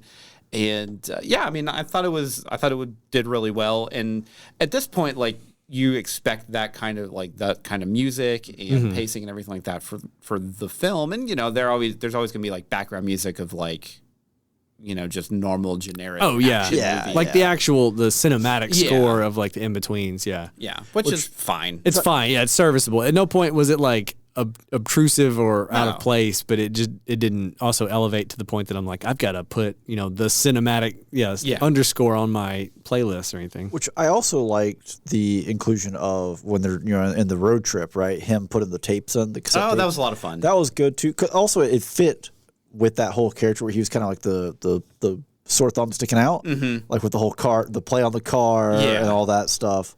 So I thought that was really well done as well. And also just a change of pace from the typical style of music that we get in a Fast and Furious movie. Yeah.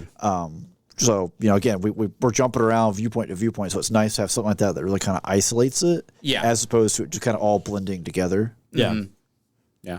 Okay, so unless we want to talk more about the score, which I don't think there's really anything to talk We could about. play some think so. clips if we really wanted to, but, it's decent. There's nothing wrong with it. It's not bad. All right, so let's move on to the plot, which is... boy. Lord of mercy. Oh, my gosh. Oh, boy. The craziest thing I'll say about the plot, so from a plot structure standpoint, like we've already said, I do like that they kind of split up and put them into different silos just so we can keep everything kind of straight.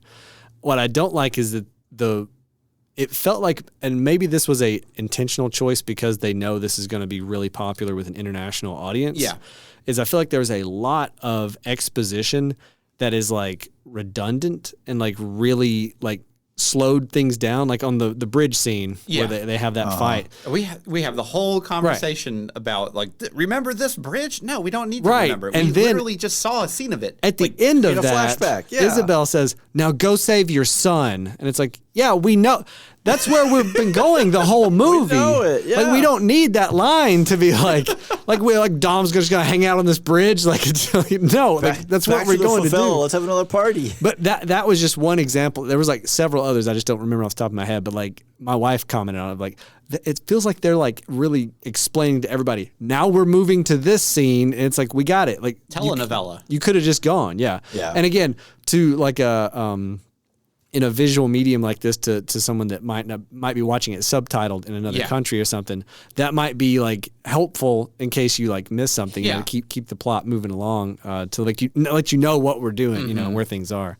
But that kind of to me slowed it down. And then just the number of flashbacks, but at this point it's hard to complain about it because like I've seen 8 and 9. I've seen how like we're just retconning that a brother exists that we've never known about for like 8 movies. Well, I think that's okay. It's fine. It's just kind of like in this one, I think the number of flashbacks were there to help people along who haven't been caught up on where you can watch this film without seeing 8 and 9 and not really miss anything. And you're fine. I can assure you that is the case. Right. I had plenty of idea to know, oh, well, they don't like this person. Okay. Yeah. The only thing that I didn't know was, again, the whole brother aspect of, well, where 9 ends, they shouldn't really be as trusting of him. Yeah. Because like the way he showed up and everything was I really liked the way they introduced him. Yes. And where that led from there. I did like I guess the way that they blocked out the fight in the house. The house fight was actually very good. Yeah. Where he is basically blowing holes in the wall just so he can be on the other side and catch the people as they're walking through the hallway. Like that and when they kind shoot of the floor and then land down. Yeah. Like also like the usage of just saying like, hey, it's American construction and these are America's guns. The guns go straight through this. Like, oh, you're gonna hide behind the wall. I'll just shoot through the wall. At you. Like, that's how you should do it. Yeah. That whole bit was really good. So, and this kind of actually this is a good segue actually, because we're talking about the house where Mia, which is technically Brian's wife, is watching over little B, and then they get attacked by agents. From the agencies. It's so generic it bothers me. But unobtainium. So basically, like 8 was fine because they justified it. Justified what? I'll get to that. So Mia was not in 8 at all. Right. After Paul Walker passed away. Right. That kind of thing. And then because at the end of 7, in case anybody listening didn't watch 7 but did watch 10. Basically, like Paul Walker died in real life, and then the way they kind of explained it in the movies was like him and Mia have a son, so they've retired. Yeah, they're going their own way. They go their own way. Yeah.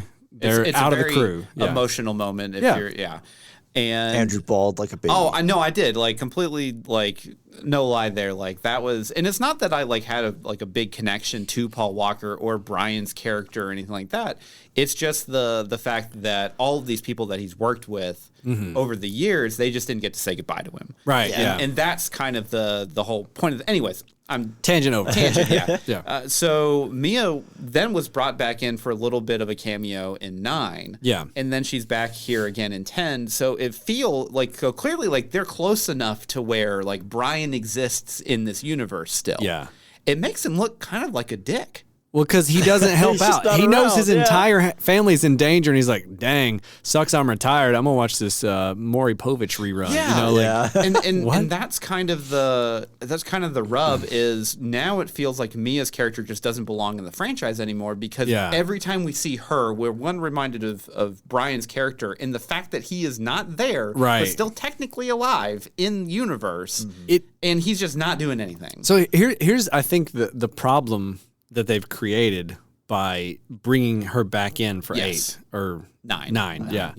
Is it like every time we reference Brian in one of the movies since 7, right? Yeah. 8, I think they did it okay. He like had the car pull up at the end of like the cookout. For you the basically see barbecue, Brian's car pull up, and you know, okay. Well, and that was subtle. They also wanted him to they even justified it in the film where they're just like, we don't want to bring them into this, right? Yeah, you know. But like, anyways, continue. Well, so the thing I was gonna say is that like it's like at this stage they have to do something because the more they talk about Brian and don't have him do anything, it makes him seem like a bad person. Yeah. But I do not want them to have a CG Paul Walker show up in these movies. That I think would be distasteful and bad. Yeah. Also, if they just kill off Brian, then that feels distasteful and bad. Yeah, it's such a weird. It's a weird situation weird spot, for them to be in, and I think the best solution was to just have not ever mentioned them again, and probably not bring Mia back in. Unfortunately for Jordana Brewster. Yeah, because I think that's the big problem. It's not that he's not there. It's the fact that she's here, meaning that they are close enough in proximity to. They live down the street at this point. And then it's just like they're because Brian's character in universe, he would never allow all of this to happen without him being involved. Well, and I was so worried when they were at Mia and Brian's house, and the agency shows up, and then John Cena was around the corner, and you don't know who's around the corner. And I was like, oh no. Don't do like CG Paul Walker. Don't do it. Don't do like, you know. Because he does have his brother. I'll say he does have a basically a twin or right. a brother well, it's not who looks really very a twin. similar. It's like, he they're just very looks close. similarish. Yeah. But I was just like, we don't need to do that. We don't need that. We don't need that, you know. And then John Cena came out. I was like, oh, thank God. So I do worry about what they're going to do in future films. Yeah. Just because of the fact that it's like, you know, obviously they're putting in an impossible situation here for characters that had essentially been the main character for their whole franchise. Right. And now they're into a position to where, maybe that she had a contract, so she needs to be back in for, you know, like cameos or whatever. I don't know. I don't know how contracts work. It's fine. Well, also, like, her role, it's not like her role in this film was so large that it couldn't have just been his mother. Yeah, it could have been. Or someone else.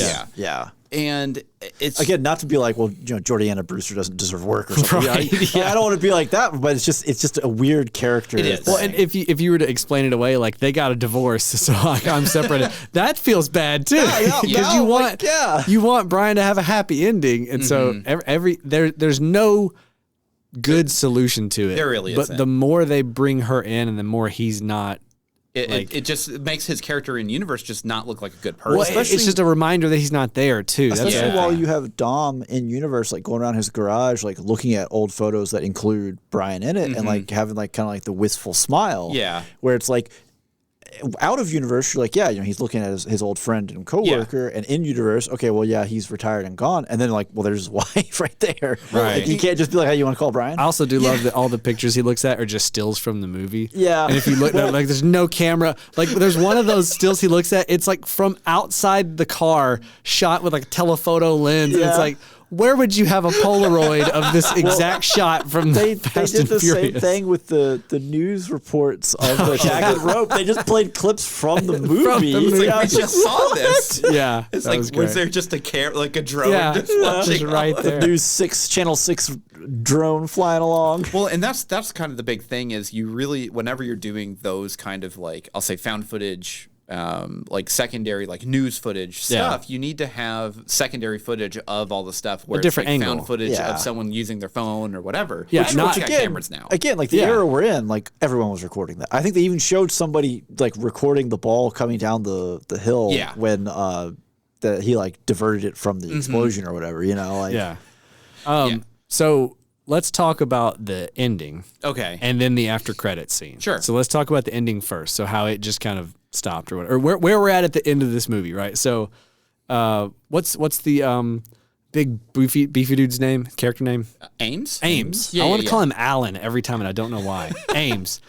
So Ames obviously has a betrayal moment at the end where he turns on Dom, right? He's been working with, and they have that weird flashback where like the de-aging on his face, and you're like, "Ooh, I was like, okay, and his haircut's just like different. And you're like, all right, whatever.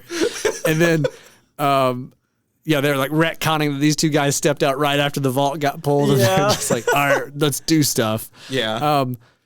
That I didn't feel was terrible. I kind of saw it coming a little bit. I actually didn't. I didn't really see it coming. Yeah, I was actually a little surprised that was the way the angle they took, because I assumed that's where we were headed. Yeah. And then once they kind of had like on the bridge, Dom and Ames have kind of like a come to Jesus moment with each other. I thought it was like, okay, we're good. Yeah. Oh, okay, cool. Like he was just acting on his own. Nope, no, he is part of the bad guys. Okay, whatever, guys. Make up your mind. Yeah. Yeah, but that betrayal, like honestly, I was like, oh, okay. Yeah. Okay. All right. You know, we have like the heavy, and then we have the Joker. Right. Yeah, that's what it feels like. We got Kingpin. Yeah. And the Joker. Not to pull from two different universes, but well, because that's the thing. So I'm assuming that because Ames is using, like, he is in the agency. Like, does that mean that now the agency is completely bad and, like, they're just going to follow him anyways? Well, like, presumably what we'll do is we'll find out what happened to Mr. Nobody, Kurt Russell, next movie. Yes, yeah. And then there will be, like, Ames double-crossed me, you know, like there'll be some kind of a, explanation to it. He might be on the sub. This is just more of a general thing for the franchise. I did not expect for Kurt Russell's character of Mr. Nobody to be anything more than, like, just he's there for like one film or like one scene. Oh no, he's here. Guy's in it. Yeah. Kurt Russell's here to make money. Oh, Kurt Russell's all about it. Yeah. But yeah, so then you had the final, kind of, I guess, mini showdown on the dam and where it ends. Which I do want to take 1 second, because we've talked about this when we talked about it when we watched the trailer for it, and we had that in that what episode were you even reviewing where we did trailers? Guardians, I think. Guardians, yeah. And we talked about in the trailer where Vin Diesel gets hooked up to two helicopters and just flexes and drops him. That's not how it happens in the movie. That's not how it works in the movie at all. That's how they did it in the trailer. It makes it look like they hook him and he goes, and then they just pull it down. Sense whenever he... in the movie. They actually made the physics semi-work. So when the scene was happening, here we go. Yeah, I was like ready. I was like, he's going to just grunt and then that car's going to get heavier. And then he just jumps off the bridge and the weight of it pulls it down. And I go, oh, that makes perfect sense. Or, well, not perfect sense, but like that makes way much more sense than the trailer made it out like he was just like, not today, helicopters, and then just like revved the engine and it fell out of the air. Can we talk about how absurd it was for Little B to like jump from the car in midair? He's like, find your line, feel the car. And then the kid's supposed to be like, oh, got it. So leap from the car. Like, I would have loved it if the kid tried to shift down real quick and then they just fly off and die, because it's like, that's not what we trained for at all, presumably, unless like they had a secret stunt, like jump out of the car training that was also part of learning how to drive a stick. He's a Toretto. He knows. He just feels got it. It's family and it's faith. He just knows. Yeah. When he leaps out, I was like, oh boy. Okay, and I mean, obviously, you know it's going to happen. But that little speech before it I was like, that's not. Well, no 10-year-old on Earth would not be screaming their head off.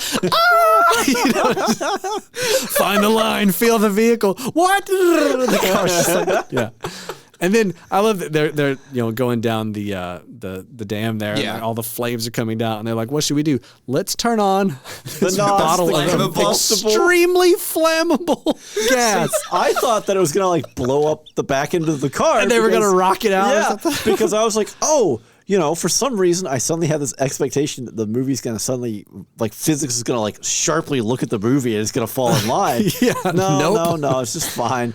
I remembered that in the Fast and Furious series, NOS is kind of like the Force. It just does It just does things. Too soon, Junior. Too soon, Junior. I will say this is kind of going back to performance, but we didn't mention him. Leo Abello Perry was Little B.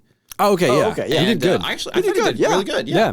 He had like just his rapport with John Cena was really good. Yeah. Yeah, I was not prepared for a like buddy, buddy road trip, and I was like, I'm here for it. With a little sky canoe thrown in. Because like none of that was really in the trailer. There's like one scene from like him like cannon cars, and I was like, okay, what's this gonna be? And then now seeing it, I'm like, okay, I like that angle. The cannon car was awesome. The cannon car was awesome for all of the 15 seconds. I know. I really wanted it to. I wanted more cannon car. I don't know why they. Again, there might be some more stuff on the cutting room floor that a director's cut will throw back in there. It was already a relatively long film for a fast film, so I could see it. But man, I was really excited for the cannon car. They had that first confrontation where you just blew two of these beamers away. Also, and everyone else was like, "Let's chase them single file." It's like, well, this is perfect. Just pull the trigger, man. Like, also, like he gets B to shoot him, and like confirmed like 6 murders, like right there. Like this little kid. That would have been so bad if like this uncle was like, "Congrats, boy, you're a murderer now. Welcome to the family." Yeah, mark it down. That's 6 on your blacklist. What? Little B is like a Gundam pilot where they just get to murder. They have a whole bunch of murders before they realize that they've actually been killing people. Or Little B's like, well, I'm a Toretto. Don't they just get out and walk away from the wreckage? Yeah, that's what happens to me. No, B, they don't. No, only Torettos have the plot armor. Right. I don't think that John Cena is going to die. I don't think that he's dead, but I don't know. I don't know. I think what they did with this was they gave an out. They gave an out. Where like if they can't get a contract negotiation, then they're like, okay, he had like a heroic death. Yeah. We're Which fine. I did like that moment. Yeah. But it was just really sad. I wanted more cannon car. Right. Not the cannon car.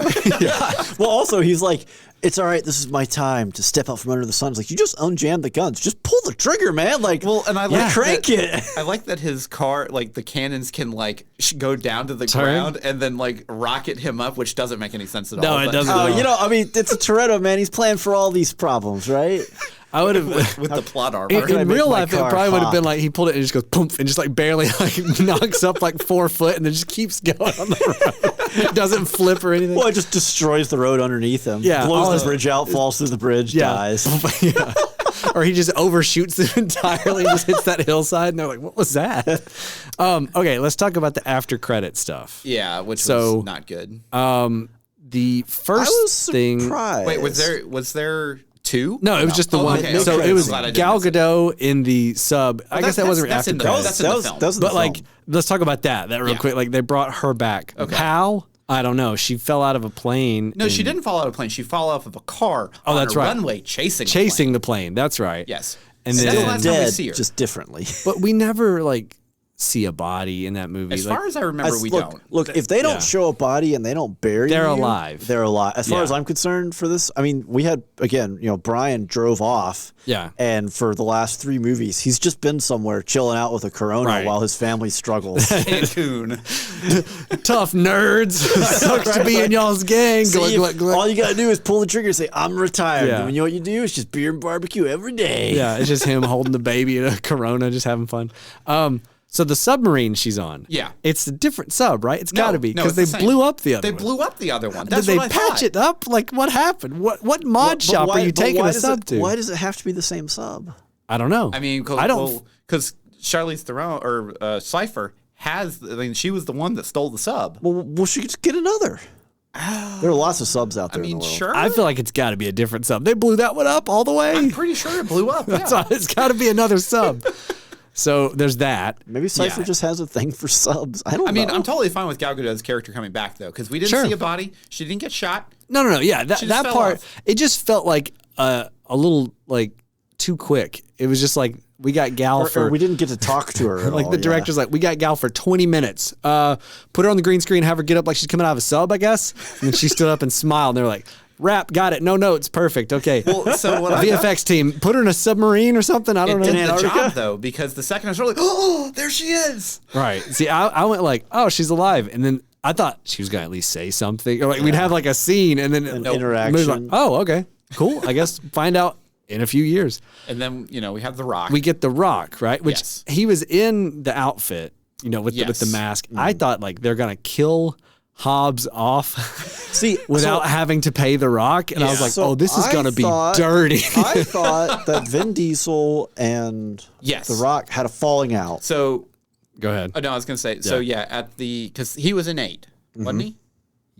Yes. Yeah, he was That's in one 8. where Dom goes rogue. Yeah, at the end of 8, basically they had some animosity on set. Yeah. And he said, I'm not going to come back to any other fast food. Well, is that when they gave them Hobbs and Shaw? Yes, I'm pretty sure. And they did that because both, I think Statham, but specifically The Rock, wanted more screen time Yes. in the fast movies, and they weren't giving it to him because you have Vin Diesel. Yeah. And so he was like, how about my own spin-off movie? And I think that made Vin Diesel mad, too, that he got his own Yeah, spin-off. there's some bad blood there, and I mean, apparently maybe, after like The Rock imploded everything with DC, he was like, I still need a paycheck. Hey, Fast Furious? it definitely that scene was filmed very soon to release. Very close to Okay. release, Very close yeah. to release, yeah. Well, so I saw it when I was looking up the guy that played Ames. Yeah. It had like this little video playing over here on IMDb that was like, The Rock and, Vin Diesel had a falling out, and this dude was cast in the role that was supposed to be, it was supposed to be Hobbs' character. And then they were like, okay, give it to this guy. And that reworked the plot a little bit. Yeah. Like they probably wouldn't have had Hobbs betray Yeah. Dom at the end. But they were like, he was supposed to be The Rock's character, I think, in the initial draft of this script. And then they had the falling out. So it's interesting they brought him back at the end. And it makes me go, was this all fake?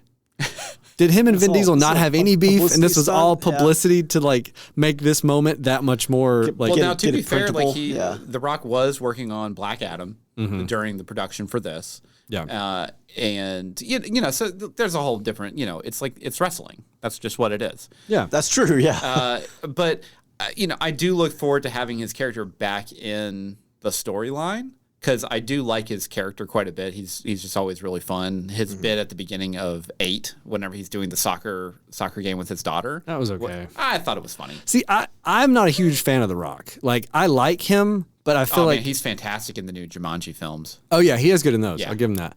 There's a lot of times where it feels like The Rock is cast in stuff. Not because the role he's just The Rock. He reminds me money. of Chris Pratt in that way. That like there's some roles that they get him in here because it is The Rock. Yeah. And it changes the whole movie for me because now it feels like I'm not watching a character. I'm just watching The Rock do The Rock stuff, which is fine. Again, in a lot of movies that works because it's what the movie needs. It's a movie about The Rock. There's other times though where it's like, okay, here we go. We could have got somebody else in this movie. It's a movie about The Rock. Sean Connery? Or Dwayne Johnson's character. Yeah, if you I will. know. Yeah. All right, so let's go move on to entertainment. Let's just call it entertainment at this Yeah. point, yeah. So, we've already talked about some of our favorite action scenes and whatnot. I actually really liked the cliffhanger for this. I love cliffhanger endings. There's some really, really good ones, which I can't talk about because it would be spoilers for other films that have really good cliffhanger endings. So. I think I would have liked it more if I had really seen it coming earlier. Well, so I knew going in that there was going to be multiple parts for the story. I didn't know how they were going to end it. Yeah. But by the time we got to the dam, I was like, I'm pretty sure we've been here for like almost 2 hours at this point. Yeah. So it's probably going to Chop, end like in the next couple minutes. Yeah. Yeah, and whenever like the dam, started breaking, the water was coming down, and then it cut over, and then we saw Gal Gadot's character. I'm like, here's the end of the movie right here. Okay. Yeah. So I liked it. I was didn't- there for it. It didn't bother me. It just surprised me. I think Yeah, is the I way mean, I I would That's put what it. it's supposed to do. I guess. I think it's so it stands out, right? Because it feels very different from the way most movies would do something. Yeah. And I think that kind of works in their favor. It's in the same play as like having, The Rock's bit at the end where it's like, oh, and also Gal Gadot, oh, Yeah. oh. Yeah. It's like it's trying to build its own hype. It is. It did take me off guard because I totally I just completely forgot. I've been told this, that it was a 2-parter. I did say this. Well, you said, I've been told Well, more, and now it more might than be a you. 3-parter according to Yeah, I would so vote for Vin Diesel. it's guaranteed to be 2 parts. They said, like Vin Diesel has mentioned a couple times, he was like, well, we may make it 3. Well, But so, like at the end of the day, you have so many characters to get out there that trying to cram everything into one movie would just a bit feel much, yeah. like a total mess, right? yeah. Like it'd be it was funny. So Vin Diesel mentioned that it might be more than, one more movie. Yeah. And like, apparently nobody else, like Michelle Rodriguez, knew this. And when he said this, like reporters were like, so what do you think about it being more than several movies? Well, she's like, what are you talking about? What? So First time hearing it. It's possible that they had all their contracts written out to Fast 11. Right. And if they can get more people on board for the 12th film or whatever for contract, then it'll happen. Otherwise, it'll just be the second. Probably that'll be it. Yeah. Yeah.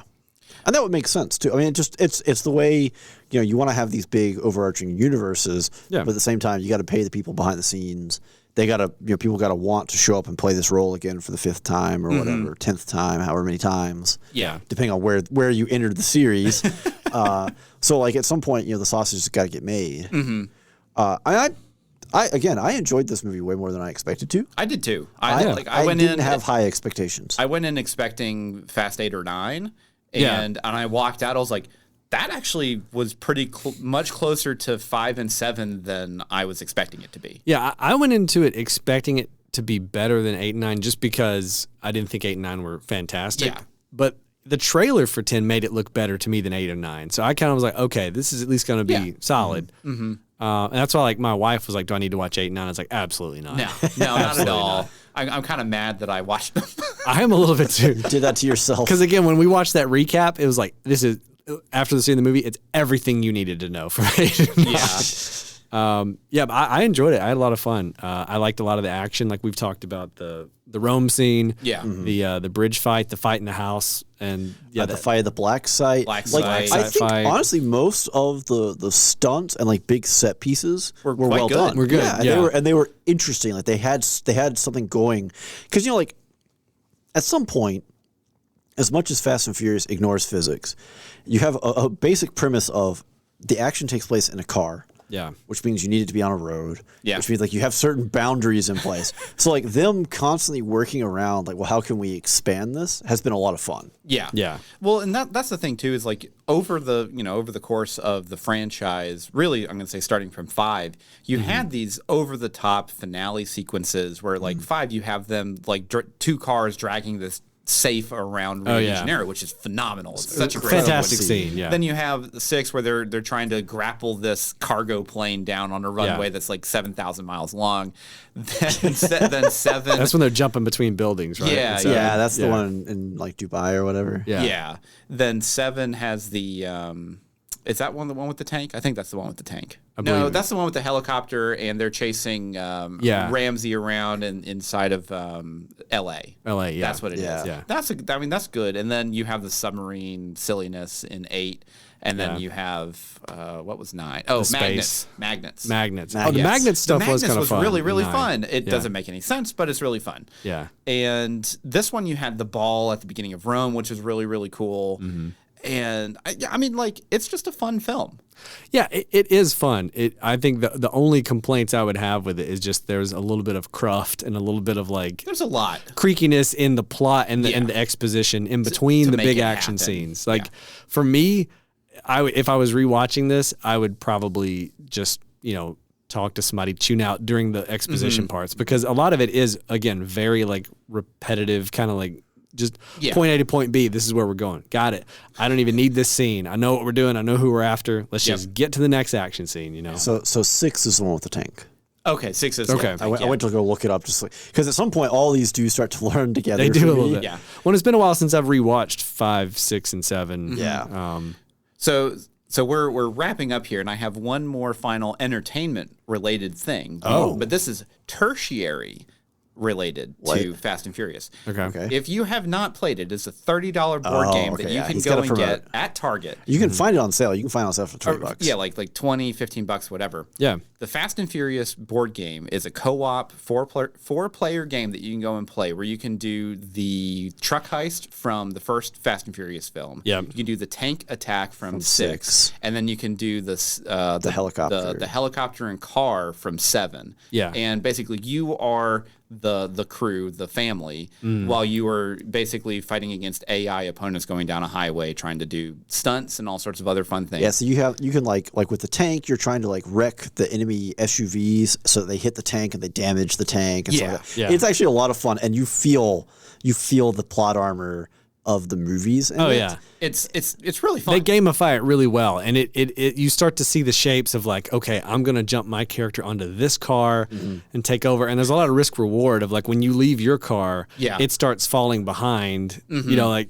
and so there's always like the how am I gonna jump from car to car back to my car and get over there, and or like your car gets destroyed, so you got to leap onto the enemy SUV and rumble with the dude who's driving it. And the cars have like different powers, and characters have different. It's a lot of fun. Yeah, it's definitely one of those games for even at full price, it's totally worth it, especially if you like the franchise. Yeah. Definitely go try it out. And it's 4-player, correct? It is 4-player. I wish that they would come out with more scenarios. They need an expansion with more scenarios and to bump it to like 6 players. Yeah. Like because at the end of the day, the crew is way bigger than 4 people. Yeah, Right, you really need a little bit more in there. But yeah, totally recommend it. It's just, I only had to mention it because we are talking about Fast and Furious. I don't think we're going to review a lot of the other films. So Yeah. Or if we do, it's going to be a while. it'll be a while. Yeah.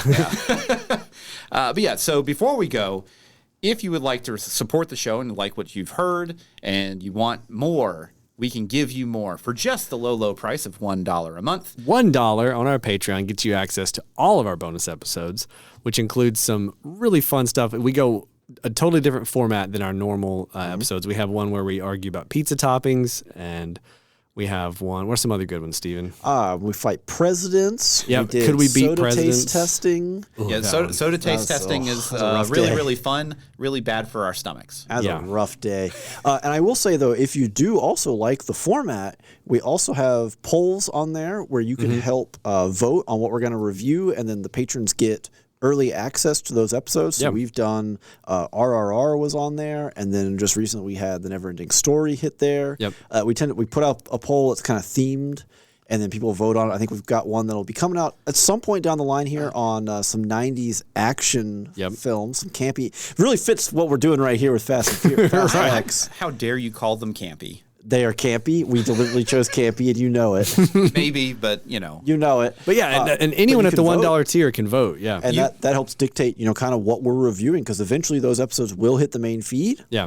But again, as a patron, you get early access to listen to those. And another way to support the show is by tossing us reviews on, your favorite podcast listening program or app, like iTunes or Apple Podcasts is what it is Spotify. now. I'm showing my age. Download iTunes to your Windows 3.1 computer. And then it'll ask you to Windows update every day. Yeah. And so you can toss us a review. You can follow us on social media. You can follow us on Spotify. Toss us some support. So we would love it. If you like what you heard, just share it with a friend. Text somebody, send them an email, write your dad a letter, whatever you got to do. Get a postcard out. Morse code it, Yeah. Just do the whole episode in Morse code. Pay for a telegram. Beep, beep, beep, beep, beep, beep, beep. All right. So that does sound like all the time we have this week. So until next time, I'm Andrew. I'm Ryan. And I'm Steven. And every spoiler was intended.